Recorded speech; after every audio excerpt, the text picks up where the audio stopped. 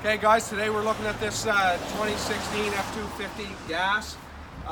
It's an absolute beautiful machine. As you can see, we'll just do a quick walk, look down the side.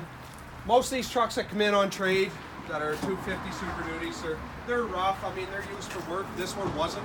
It was an absolute pleasure unit. Follow me, Bob. Again, it's a 250 gas. It has 72,000 kilometers on it. Okay, has a remote start. It's knee deep in rubber.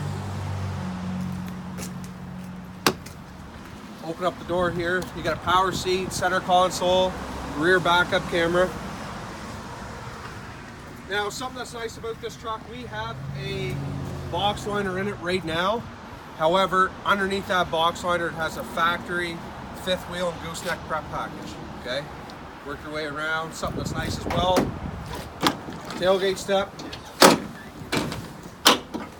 Makes getting up into these monsters a little easier. Guys, we have it on for $35,900. Give me a call. We'll have this in your driveway. Thanks.